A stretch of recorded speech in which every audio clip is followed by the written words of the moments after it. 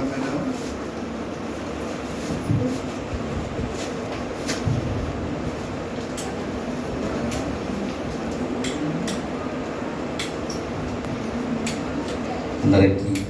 యేసుక్రీస్తు నామమున వందనాలండి.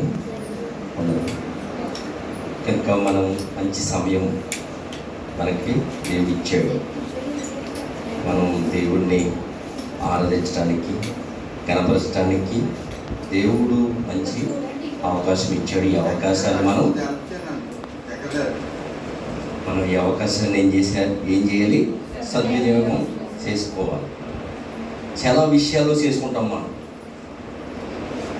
టైం, కాలం, ఏదైనా ఎక్కడైనా వెళ్ళాలన్నా, ఊరు వెళ్ళాలన్నా, లేకపోతే ఈ పనిలోకి వెళ్ళాలన్నా, ఎక్కడికి వెళ్ళాలన్నా, బయట విషయాల్లోకి వెళ్ళాలంటే మనం ఎలా ఉంటాము? చాలా సిద్ధపడిగా ఉంటాం. అయ్యో టైం దాటిపోతే ట్రైన్ వెళ్ళిపోతుంది. ఆ టైంకి మనం వెళ్ళకపోతే ట్రైన్ వెళ్ళిపోయిందంటే మళ్ళీ రోజంతా వేస్ట్ అయిపోతుంది, రోజంతా పడుతుంది. కనుక అలాంటి విషయాలు మనం చాలా జాగ్రత్తగా లోకపరంగా, ఇప్పుడు పనికి వెళ్ళామనుకోండి, ఆడు 9ంటికి రమ్మంటే మనం 10ంటికి వెళ్తే జీతం ఇస్తాడా? ఇవ్వడు. కనుక మనం ఏం చేస్తాం? 9ంటికి రమ్మంటే కనుక మనం 9ంటికి అక్కడ ఉంటాం. 9ంటికి రమ్మంటే 9ంటికి 5 నిమిషాలు 10 నిమిషాల ముందే మనం ఉంటాం. అప్పుడు టైం మనం వినియోగపరుచుకుంటాం, అంటే ముందుగా వెళ్తాం, టైంని సద్వినియోగం చేసుకుంటాం. అంటే ముందుగా వెళ్ళకపోతే మళ్ళీ జీతం కూడా అయింది. అలాగే దేవుని విషయంలో కూడా దేవుని మాటలు, దేవుడు చాలా అందరికంటే, ఈ లోకము కంటే విలువైన మాటలు. ఈ లోకంలో ఏదో మనం పనులు చేసుకుంటాం, ఈ విషయాలు అన్ని విషయాల్లో కంటే మనం దేవునికి ప్రాముఖ్యత ఇవ్వాలి. అలాగే దీని మీద ఏం చేయాలి? మనం ధ్యాస మనసు పెట్టమన్నాడు దేవుడు. వాక్యం మీద మనసు పెట్టమన్నాడు ఎక్కువగా. కానీ ఈ రోజున ఏం చేస్తున్నారంటే మనసంతా దేని పెడుతున్నారు? ఎక్కువగాను ఈ శరీరం మీద పెడుతున్నారు. శరీరాన్ని ఎలా పోషించుకోవాలి, ఎలాగా తినాలి, ఎలా తాగాలి, ఏం కట్టుకోవాలి, ఏం ధరించుకోవాలి అనే దాని మీద ఎక్కువగా 99% కొంతమంది 100% ఈ శరీరం మీద ఫోకస్ పెడతారు. అంటే ఈ శరీరాన్ని ఎలా పోషించుకోవాలి, మనకి సంవత్సరానికి లేకపోతే 10 సంవత్సరాలకి 20 సంవత్సరాల వెనకబడి ఉంటుంది చాలామందికి. ఏంటి? ఆదాయం. దేనికోసం? దేవుడిని పనిచేయడానిక, దేవునిలో బ్రతకడానిక? దేవుని పనిచేసి దేవుని నేను ఇంకా 10 సంవత్సరాల వరకు దేవుని పని నిమిత్తం నేను కష్టపడ్డానని మనిషి అంటాడా? అంటలేదు మనిషి. ఏమన్నాడు? తన సుఖం కోసం, అంటే నేను బ్రతకగలను, నాకు 10 సంవత్సరాలు కరువు వచ్చినా కానీ నాకు లోటు లేదు, వెనక ఆస్తి సంపాదించుకున్నాను, నేను అంత ఆస్తి ఉంది నాకు అని గర్విస్తున్నాడు మనిషి ఈనాడు. కానీ దేవుని వాక్యం ఏం చేస్తుందంటే అవన్నీ అల్పమైనవి, స్వల్పమైనవి, అయ్యి మీ ఎంట రావు, ఏదిని అవి నికరమైనవి కాదన్నాడు దేవుడు. ఈ లోక సంపాదన, ఈ లోక ధ్యాస, అంటే మనం ఎక్కువగా వాటి మీదే మనసు ఉంటుంది ఎక్కువగా మనకి. కానీ దేవుడు ఏమన్నాడంటే వాటి మీద ఉంచుకుని ఆయన వాటన్నింటినీ కలిగి చేసిన దేవుడు నేను, నీ తండ్రి నేను. కనుక నీ మనసంతా ఎక్కడ ఉంచమన్నాడు? వాక్యం మీద, దేవుని మాటల మీద మనల్ని దేవుడు ఉంచమన్నాడు. కనుక అందుకే ఇప్పుడు చాలామంది చేస్తూ ఉంటారు, ఏంటి ఎక్సర్సైజ్ చేస్తూ ఉంటారు. అలాగే శ్వాస మీద ధ్యాస, ఏంటంటే శ్వాస మీద ఉంచాలంటే ధ్యాస అంతాను. అంటే వాళ్ళు స్టడీగా ఉండిపోతారు. ఈ కథలు ఇంకా ఎంతమంది వచ్చినా, ఎన్ని మాట్లాడుకున్నా, ఎంత గొడవ జరిగినా కానీ వాళ్ళు ఏం చేస్తారు? శ్వాస తీసుకుంటా వదులుతా, కానీ వదులుతూ లోన పీల్చుకోవడం వదులుతూ, లోన పీల్చుకోవడం వదులుతూ, అంటే వాళ్ళు ఇంకా ఎక్కడికి వెళ్ళిపోతారు? ఇంకా శ్వాస మీద ధ్యాస. వాళ్ళ ఏం ఆలోచించరు అసలు. అక్కడ ఏం జరిగింది, లేకపోతే ఏం జరగబోద్ది, ఏం జరుగుతుంది అన్న విషయాలు ఏమి ఆలోచించరు. వాళ్ళు ఇంకా శ్వాస మీద ధ్యాస కింద అలా ఉండిపోతారు. అలాగే మనం కూడా ఇక్కడ ఇది చెప్తున్నండి, ఇక్కడ దేవుని సన్నిధికి వచ్చిన మనం కూడా దేని మీద ధ్యాస పెట్టాలి? అది ఇంకా మీరు ఇంకా ఏ విషయాల మీద ఫోకస్ పెట్టకూడదు. ఇక్కడికి వచ్చినాక, దేవుని మందిరానికి వచ్చినాక, దేవుని సన్నిధికి వచ్చిన తర్వాత మీ ధ్యాస అంతా దేని మీద ఉండాలి? దేవుడు నాతో ఏం మాట్లాడతాడు, నాతో ఏం మాట్లాడుతున్నాడు, నేను ఆ జీవితం ఎలా సరి చేసుకోవాలి, నేను ఎలా బ్రతకాలి అన్న విషయాలు ఇక్కడ చెప్పబడుచున్నాయి. ఈ మాటలు ఎవరు మాట్లాడి? దేవుని మాటలను మొదటగా గ్రహించాలి. ఈ యోబు గారి మాటలు కాదు, అలాగే గంగాధర్ గారి మాటలు కాదు, అలాగే అన్నయ్య గారి మాటలు కాదు, ఇక్కడ చెప్పుకున్న మాటలు. ఈ మాటలు ఎవరి అంటే దేవుడు పరిశుద్ధ గ్రంథంలో రాసి ఇచ్చిన మాటలు ఇవి. కనుక మనం అయితే మనం ఏం చేయాలంటే ఇక్కడ మనం ధ్యాసంతా దేవి పెట్టాలి. ఏం మాట్లాడుతాడు దేవుడు, నాకు ఏమి వినిపించబోతున్నాడు నాకు అన్నది మనం ఉన్నప్పుడు చాలా మనకి ఆ మాటలు చాలా మనకి ఆనందకరంగా ఉంటాయి, మన జీవితాలు సంతోషకరంగా. మనం ఎలా ఉంటామంటే ఆత్మలో మనం చూడండి, ఏదైనా సంతోషం వచ్చిందనుకోండి ఎలా తీరిపోతారు, ఎలా ఆనందంలో ఉంటారు. అలాగే దేవుని మాటలు ఎవరికి ఆనందం? మనస్సుకు, ఆత్మకు. ఇప్పుడు ఆత్మకు ఆనందం ఇస్తే మాటలు ఇవి, ఆత్మ తేలిపోద్ది, ఈ దేవుని మాటలు ఉప్పొంగిపోద్ది.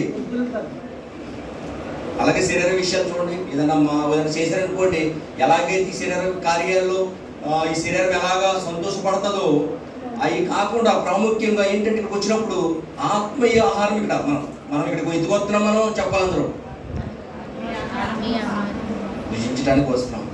ఆత్మ సంబంధంగా అందమైన మాటలు వినడానికి. ఆత్మీయే జీవింపచేయును. మనం ఆత్మే జీవింప చేస్తుంది, మెయిన్ ఇంపార్టెంట్ అది. కానీ ఈ లోకంలో ఈ రోజున చేసేది ఏంటంటే ఆత్మ కోసం పట్టించుకోవట్లేదు, శరీరం కోసం ఎక్కువ పట్టించుకుంటున్నారు. అదే ఇందా చెప్పాను, 99% ఎక్కడో 1% ఆత్మ కోసం పట్టించుకుంటారు. కానీ 99% ఎక్కువ కష్టపడేది ఎవరైనా ఉదయం మీద చేసుకుని నేను ఆత్మ కొరకే పనిచేస్తానండి, దేవుని కొరకే పనిచేస్తున్నానండి అని ఎవరైనా చెప్పగలరా? ఎక్కువగా కుటుంబం కోసం, వాళ్ళు తినడం కోసం, వాళ్ళు జీవించడం కోసం, లోకంలో జీవించడం కోసం ఎక్కువగా శాతం ధనాన్ని ఖర్చు పెడతామేంటి, సమయాన్ని ఖర్చు పెడతామేంటి ఈ లోకంలోనే ఎక్కువగా. అంతేగాని నా సమయం అంతా దేవుని కోసమే ఖర్చు పెడతానండి, నా ధనం అంతా దేవుని కోసమే ఖర్చు పెడతానన్న మనిషి ఉంటాడా ఈ లోకంలో? ఎవరూ లేరు. ఎక్కువ శాతం ఈ శరీరానికి, శరీర భోగం నిమిత్తమే, ఈ శరీరాన్ని ఎలా సంతోషపెట్టాలి, ఎలా సుఖపెట్టాలి, ఎలా ఆనందంగా జీవించాలి. కానీ అది నిజమైన ఆనందం కాదన్నాడు దేవుడు. ఈ లోకంలోది నిజమైన ఆనందం కాదు. నిజమైన ఆనందం ఎక్కడ ఉంది? అది దేవుని దగ్గర, దేవుని వాక్యంలో ఉంది మనకి నిజమైన ఆనందం. అందుకే మనం ధ్యాసంతా దేని పెట్టాలి? దేవుని వాక్యం మీద పెట్టాలి. ఇప్పుడు అదే మనం మీరు గమనించాలి చాలా జాగ్రత్తగా. మీ హృదయాలన్నీ కూడా ఏమి ఉంచుకోకూడదు. మీ హృదయంలో నేను అదే చెప్తున్నాను అక్కడ ఇక్కడ మన 20వ క్లాసులో. మన హృదయం ఎలా ఉండాలి? సదునుగా ఉండాలి. ఇప్పుడు మొక్కలు వేస్తారండి, మీరు అందరూ కూడా మొక్కలు పెంచుతూ ఉంటారు. మొక్కలు పెంచినప్పుడు మొక్కల కాడ ఏమి ఉండకూడదని చూస్తారు? కలుపు మొక్కలన్నీ తీసేస్తే ఏమవుద్ది? చెట్టు అభివృద్ధి పొందుతుంది, చక్కగా ఎదిగి అది ఫలిస్తుంది, కాయలు కాస్తుంది, పూలు పోస్తుంది చక్కగా. దానికి ఏం చేయాలి మనం? ముందుగా దాన్ని అంతా ఆ చుట్టుపక్కల ఏరియా అంతా కలుపు మొక్కలు అన్నీ, పిచ్చ మొక్కలు అన్నీ పీకేయాలి, తీసేవాలి. తీయకపోతే అక్కడ ఎదగవు మొక్కలు. అలాగే మన హృదయం అనే పలక మీద, మన హృదయంలో ఈ వాక్యం నిలబడాలంటే, ఈ వాక్యం మనం ముద్రించుకోవాలంటే, ఈ వాక్య ప్రకారం మనం జీవించాలంటే, మనం ఈ పిచ్చి మొక్కలంటే, కలుపు మొక్కలంటే, ఈ లోకం తలంపులు, లోక ఉద్దేశాలు, లోక ఊహలు అన్నీ కూడా మనం తీసివేయాలి. తీసివేసినప్పుడు మనం దేవుళ్ళలో 30 దంతులుగా, 60 దంతులుగా, 100 దంతులుగా ఫలింపం ఎప్పుడైతే. అంతేగాని లోకంలో ఉన్నాయన్నీ మన హృదయంలో పెట్టుకుని వాక్యం ఉండమంటే ఉంటుంది, దేవుడి మాటలు మనలో ఉండాలంటే ఎక్కడుంటాయి? కనుక మనం మొదటిగా ఏం చేయాలంటే సాదృశ్యంగా చెప్పాను లోకసారంగా. ఈ ఎక్సైజ్ చేసిన ఎక్సైజ్ అలాగే ముందు తాకట్టు దున్నేస్తారు, శుభ్రంగా కలుపు గిలుపు తీసి శుభ్రంగా అలికేసి అప్పుడు ఉడుతారు. ఎందుకని? అలా ఉడితేనే ఫలిస్తుంది. అక్కడ చెత్త లేకుండా ఉంటేనే అవి ఫలిస్తాయి ఏదైనా పంట. అలాగే మన హృదయం అనే ఆత్మీయంగా ఫలించాలంటే, ఆత్మ ఫలం పండాలంటే మనలో ఏం చేయాలండి? ఆత్మ ఫలం అన్నాడు కదా దేవుడు. ప్రేమ, శాంతి, సమాధానం, దీర్ఘశాంతము, ఇవన్నీ కూడా మనలో అభివృద్ధి పొందాలంటే ఏం చేయాలి? మనం ఇవన్నీ కలుపు మొక్కలంటే మన ఆలోచనలు, చెడు తలంపు, చెడు ఊహలన్నీ మనం ఎక్కువగా మనల్నే పరిశీలించుకోవాలి. ఇక్కడ చెప్పినప్పుడు అరగంట చెప్తారు, గంట చెప్తారు, కానీ మనం ఇంటికి వెళ్తాం. ఎన్ని గంటలు ఉంటాం? సన్నిధిలో ఉండేది 24 అవర్స్లో 3 అవర్స్ మామూలుగా సన్నిధిలో గడుపుతాం. 3 గంటలే మనం దేవుడి సన్నిధిలో ఉంటాం. కర్మ టైం అంతా అది మళ్ళీ వారానికి లెక్కేసుకుంటే వారానికి ఎన్ని గంటలు ఉన్నాం? ఎక్కువగా సమయం ఎక్కడ ఇస్తున్నాం?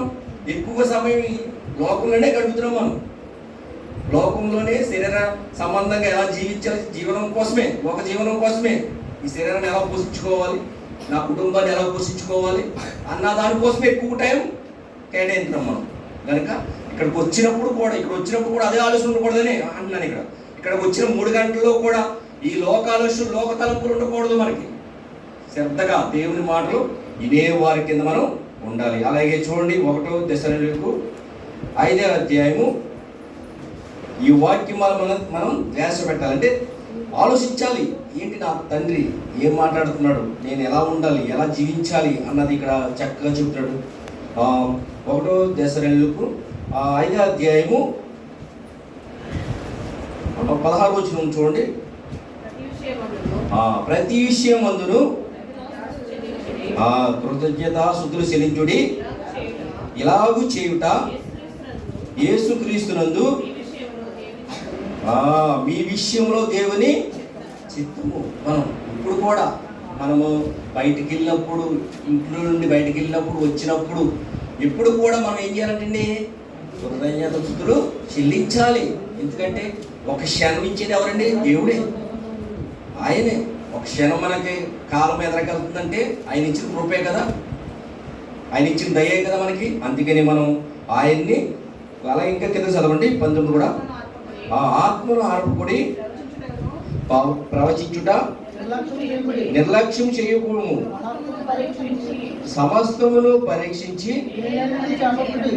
మేలైన దానిని చేపట్టుడి, ప్రతి విధమైన కీడునకు చక్కగా చెప్తున్నమాట. మనకి నేర్పిస్తున్నాడు మన తండ్రి దేవాది దేవుడు. మనం ఆయన మాట్లాడుతున్న పరిశుద్ధాత్మ ద్వారా రాయబడిన మాటలు చక్కగా. ఆత్మను ఆరపుడి. ఆత్మను ఆరపుడు అంటే ఏంటి? మనం ఆత్మని వెలిగించే వారికి ఉండాలంటే, వెలిగించాలంటే నూనెది. మన ఆత్మను వెలిగించే నూనె ఏంటి? దేవుని వాక్యము. ఈ దేవుని వాక్యం మనలో నింపుకున్నప్పుడు మనం వెలిగింపబడతాం. అలాగే అనేకులను వెలిగిస్తాం. మనలో నూనె ఉంటే కదా. అందుకని ఆరిపోయిన దీపం దగ్గర ఎలుగుంటుందా? ఉండదు. ఆరిపోయిన దీపం దగ్గర ఎలుగుంటుంది. కనుక ఎలుగుతూ ఉండాలంటే, మనం జ్యోతుల వలె ఉండాలంటే మనకి నూనె ఈ జీవవాక్యం. ఈ జీవవాక్యాన్ని మనం నింపుకోవాలి. అంతేగాని చాలా దిక్కులు అంటాం. ఎందుకంటే ఇంటికి వెళ్ళినప్పుడు కూడా మీరు దేవుని వాక్యాన్ని చదువుకోండి, ధ్యానించండి అంటారు అయ్యగారు. ఎందుకంటే మనం ఎప్పుడు కూడా వెలిగించే వారికి ఉండాలి, ఇరుగ్గా ఉండాలి మనం. అందుకని ఆత్మను ఆరపుకొని ప్రవచించు కూడా నేర్చుకోడు. మనం చెప్పేవారి కింద ఉండాలి. అంటే మన తోటి వారికి, మన స్నేహితులకి, మన బంధువులకి దేవుని మనం నేర్చుకున్న మాటలు 4 మాటలైనా చెప్పేవారి కింద, ప్రవచించేవారి కింద మనం ఉన్నప్పుడు మనం ఇంకా అభివృద్ధి పొందుతామట. ఇప్పుడు ఏ పని అయినా చేసినప్పుడు పని మనకి రావాలంటే ఏం చేస్తాం? మనం ప్రాక్టీస్ చేస్తాం. అంటే దాన్ని పదే పదే చేస్తూ ఉంటే ఆ పని వస్తుంది. అంతేగాని ఆ పని నేర్చుకోవాలని నువ్వు అలా కూర్చుంటే వస్తుందా? రాదు. ఆ పని రాదు, ఎవరికి రాదు మనకి. అలాగే దేవుని వాక్యం కూడా ఏం చేయాలంటే, ఇక్కడ నేర్చుకున్న 10 మాటలు 2 మాటలు, ఇక్కడ చెప్పబడుచున్న మాటల్లో 2 మాటలు నీ సహోదరులకి, నీ బంధువులకి, నీ స్నేహితులకి ఎవరికో 2 మాటలు చెప్పుకోనుకోండి.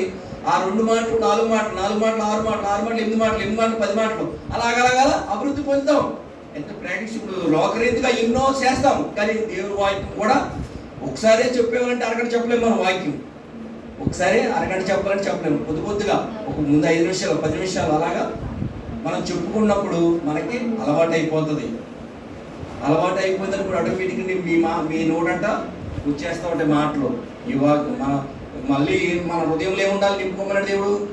హృదయం నిండిన దాన్ని బట్టి అది మనం నేను ఇంపార్టెంట్గా ఏం చేయాలి? మన హృదయంలో వాక్యాన్ని నింపుకునే వారి కింద ఉండాలి.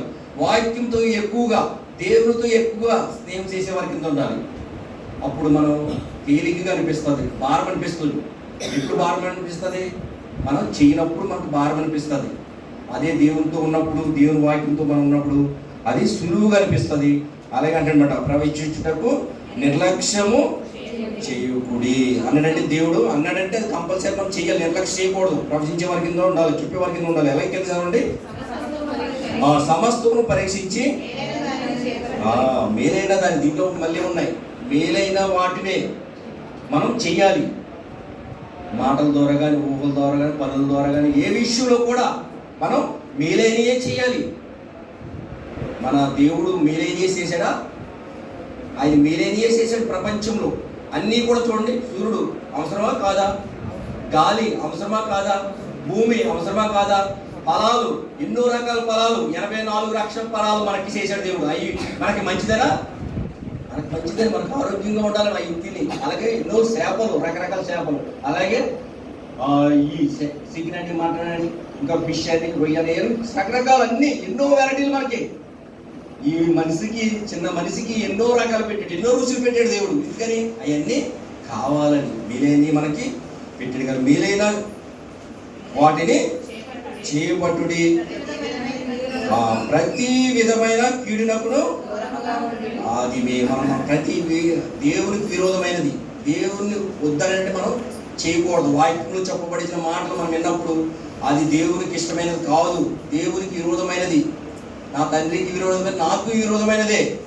కనుక మనము విధమైన కీడునకు, ప్రతి విధమైన కీడునకు దూరంగా ఉంటున్నప్పుడు మనలో వాక్యం నిలబడతామట. నేను ఇవన్నీ ఎందుకు చెబుతామంటే మనం ఏంటంటే ధ్యాస ఈ బైబిల్ పైన, వాక్యం పైన ధ్యాస ఇచ్చినప్పుడు మన బ్రతుకంతా కూడా ఎలా ఉంటుంది? సుఖమయంగా ఉంటుంది, సంతోషకరంగా ఉంటుంది. ఎంతోమంది ఈ మాటలు వినకుండా, ఈ మాట ప్రకారం జీవించకుండా, బ్రతకకుండా ఎంతోమంది లోకంలో నశించిపోతున్నారు. ఎంతోమంది ఈ మాటలు విన్న బిడ్డలు, ప్రతి బిడ్డ కూడా ఎంతోమంది మన సాక్ష్యాలు వింటాం, ఎంతోమంది చూస్తాం. ఈ దేవునిలో రానక ముందు ఎంతో భయంకర జీవితాలు, ఎంతో భయంకరమైన జీవితాలు ఉండి, కానీ దేవుళ్ళలోకి వచ్చినాక ఆ జీవితాలు ఏమైపోయి మారిపోయి, మేలుకరంగా అయిపోయి, దీవునికరంగా అయిపోయి, సంతోషకరమైన జీవితాలు అయిపోయి. ఎందుకు? ఈ మాటలు అంత బలమైనవి, అంత శక్తివంతమైన మాటలు ఇవి. కనుక ఈ మాటలు అందుకన్నాడు దేవుడు మాట కఠినంగా, అంటే ఖచ్చితంగా నా మాటలు పాటించండి, మీరు ఈ లోకంలోనూ అలాగే మరో లోకంలో కూడా సుఖంగా బ్రతుకుతారు, ఆనందంగా బ్రతుకుతారు, జీవిస్తారు అని దేవుడు సెలవిస్తున్నాడు. కనుక మనం ఈ బైబిల్ పైన, దేవుడు మాటల పైన ధ్యాస కలిగి, అంటే దీని మీదే ధ్యాస పెట్టాలి ఎక్కువ శాతం. అప్పుడు ఎక్కువ శాతం మనం దీని మీద బైబిల్ మాటల మీద ధ్యాస పెట్టామనుకోండి, మీరు నిద్రించినప్పుడు, అది పడుకున్నప్పుడు కూడా మీకు ఆలోచనలు వచ్చేస్తాయి, ఈ ఆలోచనలు వస్తాయి. బైబిల్ మీద ఎప్పుడైతే మీరు చదవాలి, దేవుని మాట ప్రకారం జీవించాలి, నేను చెప్పాలన్నప్పుడు ఏ ఆలోచనలు వచ్చేస్తాయి మీకు? పడుకోండి, మీరు ఎక్కడో ప్రసంగం చేసినట్టు, ఎక్కడ చెబుతున్నట్టు, ఎక్కడ చదివేసినట్టు ఈ ఆలోచనలు వస్తూ ఉంటాయి మీకు. దేవుడు ఇంకా అభివృద్ధి చేస్తాడు ఈ ఆలోచన, కొత్త ఆలోచనలు, ఎలా చెప్పాలి, ఎలా జీవించాలి, ఎలా బ్రతకాలి, నేను ఎక్కడెక్కడ తిరగాలి, ఎలా చెయ్యాలి సేవ, అన్నీ కదా తపన. మీటింగ్లు ఎక్కడెక్కడ చేయాలి, ఏ ఊర్లో చేయాలి, ఎలా సువార్త ప్రకటించాలి, ఎంతోమంది నశించిపోతున్నారు, వాళ్ళకి వినిపించాలి ఈ మాటలు అని భారం కలిగి. ఎందుకంటే ఆయన ధ్యాస అంతా దీని ఉంది, దేవుని మీద ఉంది, దేవుని వాక్యం మీద ఉంది. కనుక నేను ఎక్కడ పరిచయం చేయాలి, ఎక్కడ చెప్పాలి అన్న ధ్యాసనప్పుడు దేవుని పని చేయడానికి మనం సులువుగా ఉండాలి. అలాగే చూడండి, కీర్తన గ్రంథము 48వ అధ్యాయము చూసుకుందాం.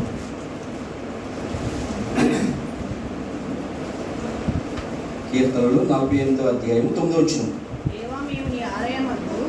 దేవా మేము నీ ఆలయమందు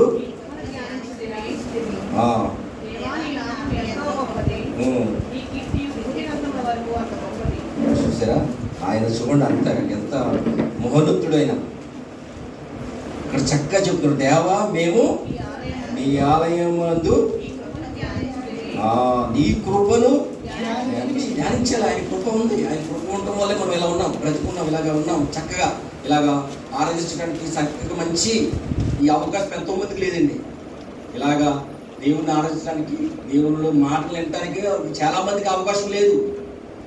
దుష్టుడు ఏం చేస్తారంటే, వాళ్ళు ఏం చేస్తారంటే ఇదే సమయానికి చర్చికి వెళ్దామంటే, దేవుని మాటలు విందామన్నట్టు ఆయనకి ఏదో రూపంలో లోకంలో తిరుగుతూ ఉంటాడు. ఒక ఉదాహరణ చెప్తాను, నా జీవితం కూడా అంతే. మా నాన్నగారు పాస్టర్ గారే, కానీ నేను ఒక 20 సంవత్సరాల కిందట చర్చికి వెళ్ళేవాడు కదా, ఆదివారం బయటకు వెళ్ళిపోయేవాడు. ఆదివారం వచ్చిందంటేనే సన్నిధికి దూరంగా వెళ్ళిపోయేవాడిని. తీసుకుపోతాడు అపవాది. ఎప్పుడైతే అపవాది బంధకాల్లో ఉన్నామో, ఆ తలంపుల్లో, ఊహల్లో ఉన్నామో, దేవుడి సన్నిధి అంటే ఇష్టం ఉండదు, దానికి దేవుని మాట అంటే ఇష్టం ఉండదు, దేవుని పనులు అంటే ఇష్టం ఉండదు. నేను ఆదివారం అన్ని రోజులు ఇంటికి అడుగువాడిని, ఆదివారం వచ్చేటప్పటికే బయటకు వెళ్ళిపోయేవాడిని.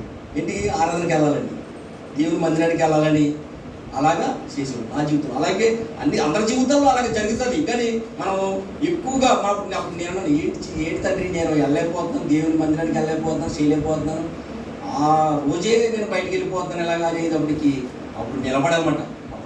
అప్పుడు నిర్ణయించుకున్నాను, నేను ఎలాగైనా ఈ వారం దేవుని మందిరానికి వెళ్ళాలి అని నా హృదయంలో ఖచ్చితంగా నిర్ణయించుకుని ఏదో నన్ను గొలుసులతో కట్టేసినట్టు కూర్చున్నాను. 2 గంటలు 3 గంటలు ఫస్ట్ అలా కూర్చుంటే చాలా ఇబ్బందికరంగా కూర్చున్నాను.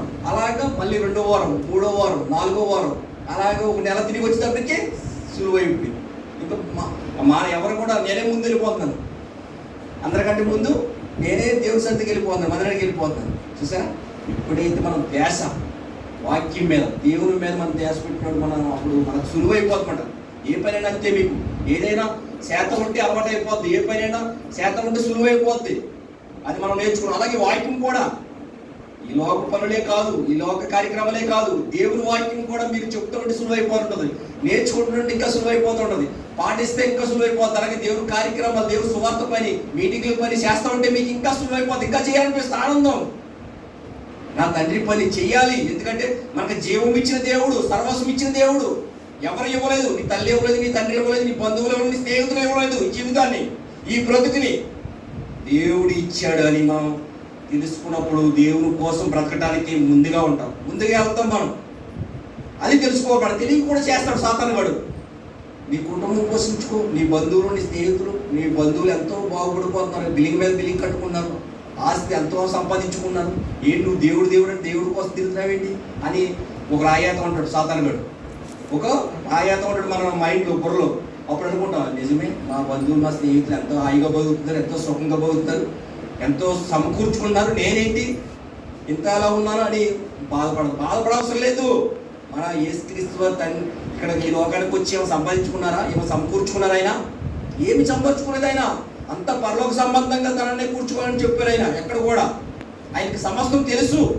ఆయన సముద్రంలో ఎక్కడ చేప నోట్లో శకులు ఉన్న సంగతి తెలుసు ఆయనకి. కానీ ఎక్కడ ఉందో ఏముందో తెలుసు ఆయనకి. ఎక్కడ బంగారం ఉందో, ఎక్కడ వజ్రాలు ఉన్నాయో, ఎక్కడ ఎండు ఉందో, ఎక్కడ పెట్రోల్లో అన్నీ తెలుసు, సమస్తం తెలుసు యేసుక్రీస్తు వారికి. కానీ ఎందుకు సంపాదించుకోలేదు ఆయన?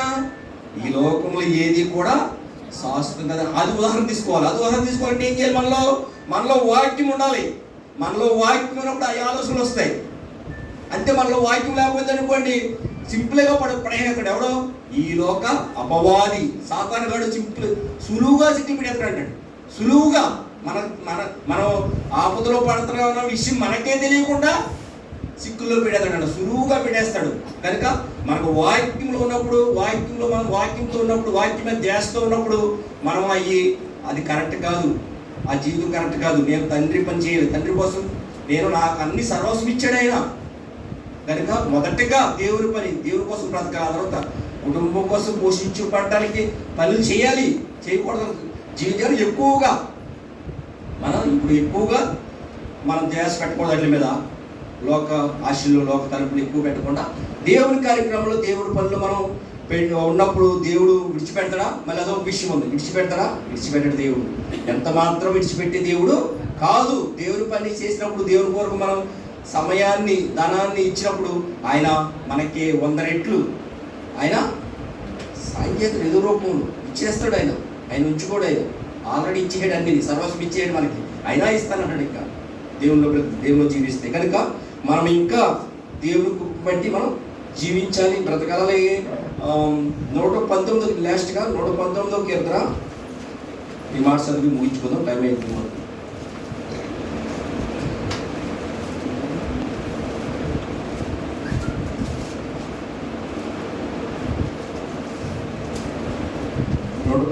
కీర్తన 87 చదవండి ముందు. నీ రక్షణ కొరకు నా ప్రాణము సొమ్మసిల్చున్నది. అది నేను ఇది ఇక్కడ మన చక్కగా చెప్పబడుతుంది దావీదు కీర్తనలో. కనుక మనం ఏమిటంటే, నీ రక్షణ కొరకు నా ప్రాణము సొమ్మసిల్చున్నది,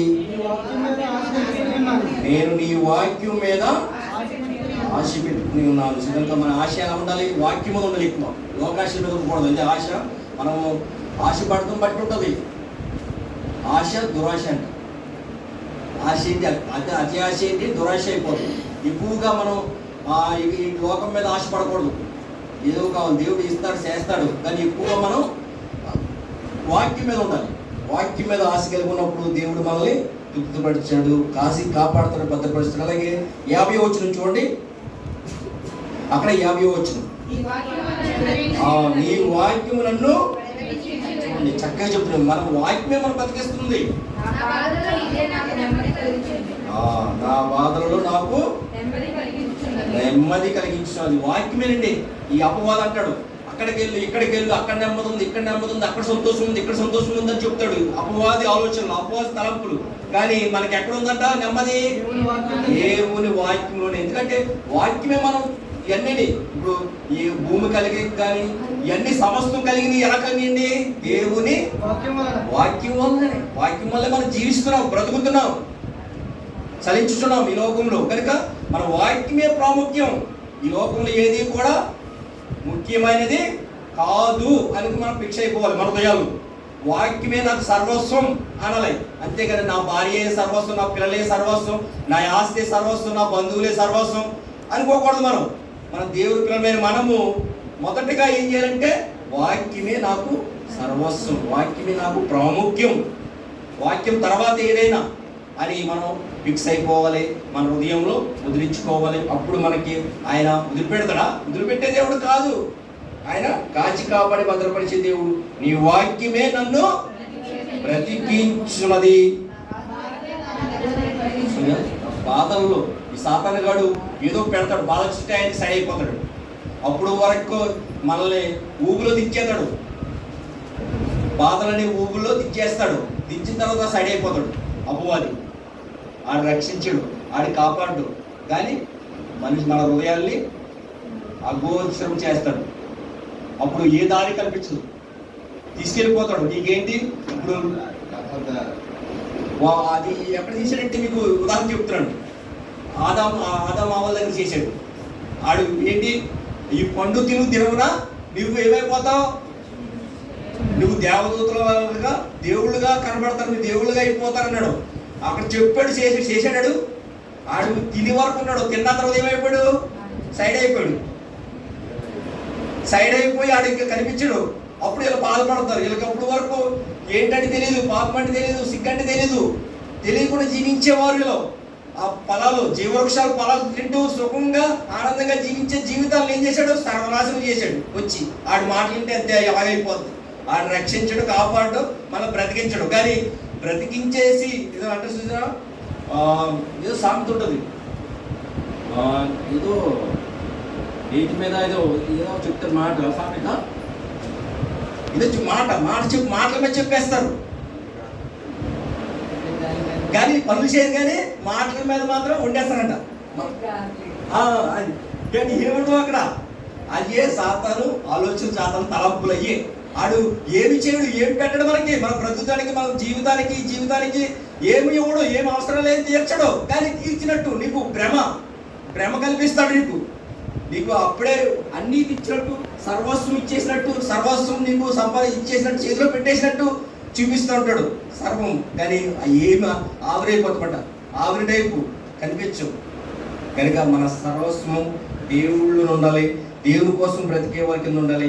ఉన్నప్పుడు మనల్ని బ్రతికించే దేవుడు, కాపాడే దేవుడు, సర్వస్వం ఇచ్చే దేవుడు, మనల్ని బాధలలో, ఇరుకుల్లో, ఇబ్బందుల్లో మనల్ని కాచి కాపాడే దేవుడు. అది వాక్యము.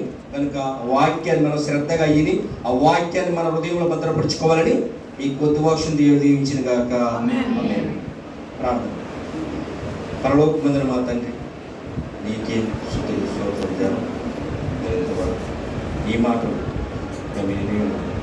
మాటలు మా హృదయమని పలకలు మీద చెప్పుకుని రాసుకుని మా జీవితాంతం ఈ పొద్దుబడి జీవితంలో నీ కొరకు బ్రతికే వాక్యాన్ని మాకందరికీ దయచేయండి దేవా. అలాగే ఇక్కడ వచ్చిన ప్రతి బిడ్డని దీవించండి, ప్రతి కుటుంబాన్ని దీవించండి. ఎవరైతే ఇంకా రక్షణ రాలేదు, రక్షణ భాగ్యం దయచేయండి. నువ్వే సర్వస్వం, నీలోనే బ్రతుకు, నీలోనే మాకు జీవం, సర్వస్వం నీవే అని తెలుసుకుని నేను ఈ లోకం అన్నీ కూడా సమస్తం నీవిచ్చినవే కనుక నీ కొరకు మొదటగా మేము జీవించి బ్రతికి ఉంటే మాకు సర్వస్మిత్రణ గొప్ప తండ్రి కనుక నీ మాటల ప్రకారం నీ ఆజ్ఞల ప్రకారం జీవించే భాగ్యాన్ని మాకందరికీ దయచేయండి అవ్వ. అలాగే నేను అన్నయ్య గారి కుటుంబాన్ని దీవించండి, అలాగే ఇక్కడ ఉన్న ప్రతి కుటుంబాన్ని దీవించండి, ఆస్వాదించండి. ఎవరికైతే ఇరుకులు ఇబ్బందులు, అలాగే ఎంతోమంది ఆరోగ్యంతో బాధపడుతున్నారు, శ్రీనివారు అనారోగ్యంతో బాధపడుచుండగా ఆ బిడ్డని స్వస్థపరచండి. అలాగే అలాంటి బిడ్డలు ఎంతోమంది నేను గ్రామంలో, మండలంలో, రాష్ట్రంలో, దేశంలో, ప్రపంచంలో ఎవరైతే బాధపడుతున్నారో ప్రతి ఒక్కరికి స్వస్థత, మంచి ఆరోగ్యం, మంచి శక్తిని, మంచి బలాన్ని దయచేయమని యేసు క్రీస్తు నామమున తండ్రి.